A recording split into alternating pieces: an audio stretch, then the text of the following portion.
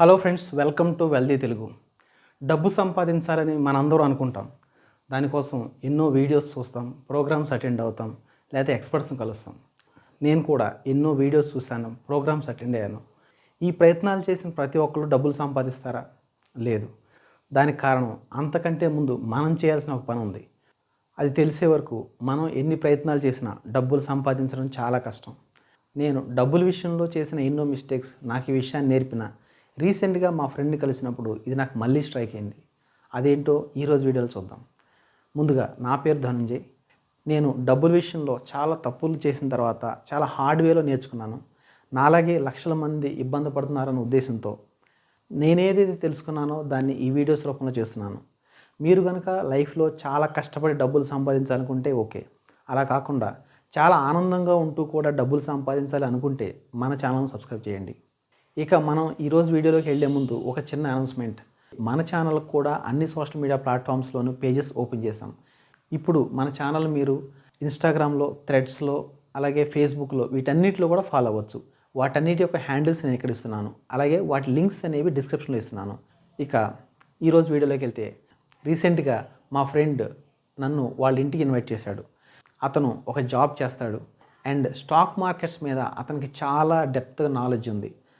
అతను పెట్టిన ఎన్నో స్టాక్స్ డబుల్ ట్రిపుల్ అయినాయి. అండ్ అతను రోజుకి 12 to 14 అవర్స్ జాబ్ చేసిన తర్వాత కూడా మిగతా టైంని స్టాక్ మార్కెట్ నేర్చుకోవడానికి, ఇన్వెస్ట్ చేయడానికి యూజ్ చేస్తాడు. అతనికి ఆ పని అంటే ఎంతో ఇష్టం. ఎంత ఇష్టం అంటే తనతో ఒక్క 10 నిమిషాలు మాట్లాడితే అందులో 9 నిమిషాలు అతను స్టాక్ మార్కెట్ గురించే మాట్లాడతాడు. అయితే స్టాక్ మార్కెట్స్లో ఇంత డీప్గా అతను ఇన్వెస్ట్ చేయక ముందు నుంచి అతను కొన్ని ఇన్వెస్ట్ చేస్తున్నాడు. ఫ్యూచర్లో ఇంకా బాగా ఇన్వెస్ట్ చేయాలని చెప్పి తన నాలెడ్జ్ని చాలా డీప్గా ఇంక్రీజ్ చేసుకుంటున్నాడు. అండ్ నేను వాళ్ళ ఇంటికి వెళ్ళినప్పుడు అబ్జర్వ్ చేసింది ఏంటంటే, వాళ్ళ ఇంట్లో రిలేషన్షిప్స్ అనేవి అంత గ్రేట్గా లేవు. అతని హ్యాపీనెస్ కూడా అంత గ్రేట్గా లేదు. అతను తన జాబ్ని చాలా తిట్టుకుంటాడు. రోజుకి 12 నుంచి 14 గంటలు పనిచేయడం వల్ల అతను చాలా ఫ్రస్ట్రేటింగ్గా ఫీల్ అవుతుంటాడు. అలాగే తన మిగతా ఇన్వెస్ట్మెంట్స్ ఏవైతే ఉన్నాయో అవి సరిగ్గా పర్ఫామ్ చేయలేదనే బాధ కూడా అతనిలో నాకు కనిపించింది. అప్పుడే నేను అంతకుముందు నుంచి చేస్తున్న తప్పు ఏదైతే ఉందో అదే నాకు మళ్ళీ స్ట్రైక్ అయింది.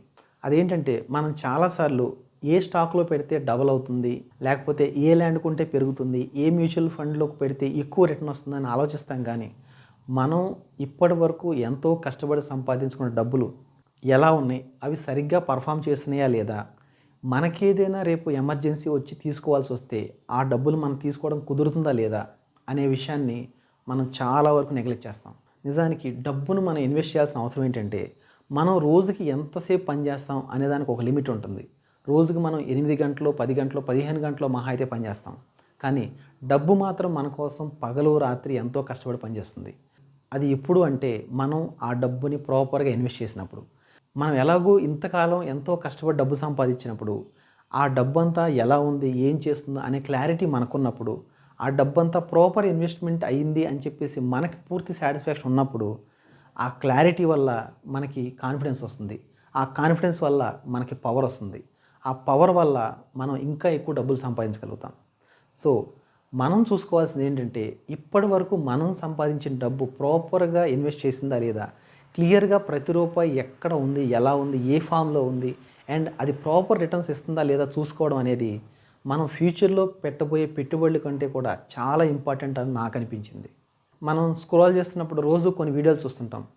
నెలకి 10,000 పెడితే కొన్ని సంవత్సరాలకి 10 కోట్లు అయిపోతాయి, 5 కోట్లు అయిపోతాయి, 20 కోట్లు అయిపోతాయి అని ఎన్నో థంబ్నెయిల్స్ మనకు కనిపిస్తుంటాయి. అవన్నీ నిజమే కావచ్చు. మార్కెట్స్ లాస్ట్ 5, 10, 15 సంవత్సరాల నుంచి చాలా బాగున్నాయి. ఫ్యూచర్లో కూడా ఇలాగే ఉంటే ఖచ్చితంగా వాళ్ళు చెప్పిన అన్నీ జరుగుతాయి. కానీ అది అలా ఉంటాయో లేదో కరెక్ట్గా చెప్పగలిగే వాళ్ళు ఎవరూ లేరు. ఒకవేళ మార్కెట్ చాలా బాగా పర్ఫామ్ చేసినా అన్ని రోజులు మనం ఇలాగే ఇన్వెస్ట్ చేయగలుగుతామని, ఇలాగే డబ్బులు సంపాదించగలుగుతామని కూడా గ్యారంటీ లేదు. అలాంటప్పుడు ఫ్యూచర్లో జరుగుతుందో లేదో తెలియని దాన్ని మనం వెంటపడేదానికంటే ప్రజెంట్ మన దగ్గర ఏదైతే డబ్బులు ఉందో దాన్ని చూసుకోవడం ఫస్ట్ ఇంపార్టెంట్ అని నాకు అనిపిస్తుంది. ఎందుకంటే ఫ్యూచర్ అనేది ఉంటుందో లేదో తెలియదు, కానీ ప్రజెంట్ అయితే ఉంది. ప్రజెంట్లో మన దగ్గర ఎంత టైం ఉంది, ఎంత డబ్బులు ఉన్నాయి, ఎలాంటి రిలేషన్షిప్స్ ఉన్నాయి అనే వాటిని ఫస్ట్ మనం ఎస్టాబ్లిష్ చేసుకున్నప్పుడు, వాటి మీద మనకి పూర్తి క్లారిటీ ఉన్నప్పుడు, వాటి మీద మనకు కాన్ఫిడెన్స్ ఉన్నప్పుడు ఆటోమేటిక్గా ఆ కాన్ఫిడెన్స్తో ఫ్యూచర్లో కూడా మంచి ఇన్వెస్ట్మెంట్స్ మీదే మనం ఇన్వెస్ట్ చేస్తాం. అలా కాకుండా ప్రెజెంట్ ఉన్న వాటిని వదిలేసి మనం ఫ్యూచర్ మీద పడితే అప్పుడు ప్రెజెంట్ పోతుంది, ఫ్యూచర్ కూడా పోతుంది.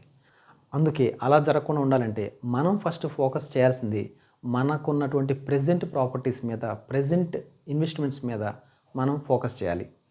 ఇంకొంతమంది ప్రాబ్లం ఏంటంటే ఎలాగైతే కొంతమంది ఫ్యూచర్ ట్రాప్లో పడతారో ఇంకొంతమంది పాస్ట్ ట్రాప్లో పడతారు. అంటే ఏంటి?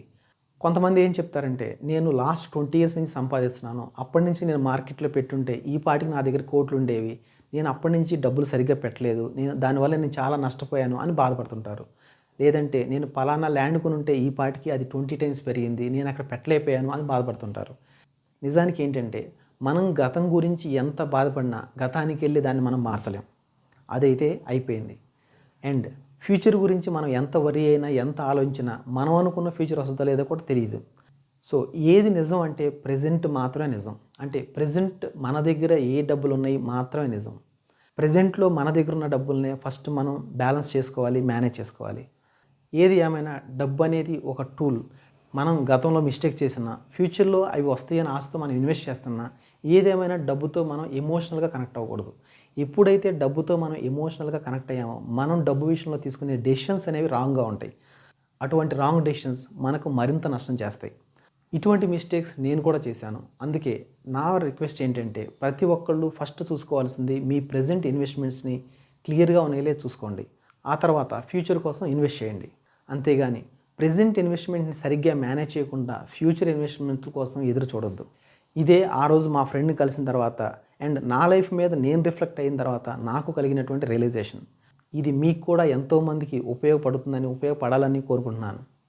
అండ్ ఫ్రెండ్స్, మనం అర్థం చేసుకోవాల్సింది ఏంటంటే డబ్బు విషయంలో మనం ఎన్నో థీరీస్ విన్నాం. ఆ విన్న థీరీస్ చాలా వరకు తప్పని చాలా కాలం అయిపోయిన తర్వాత కానీ అర్థం కాదు. అది అర్థమయ్యేసరికి మన లైఫ్ కూడా చాలా వరకు అయిపోతుంది. అందుకనే డబ్బు విషయంలో మీరు వినే ఏ థీరీనైనా సరే అవునో కాదో మీరే పర్సనల్గా చెక్ చేసుకోండి. అండ్ మనం బాగుంటే మాత్రం సరిపోదు, మన చుట్టూ ఉన్న వాళ్ళు కూడా ఎంతో బాగుండాలి.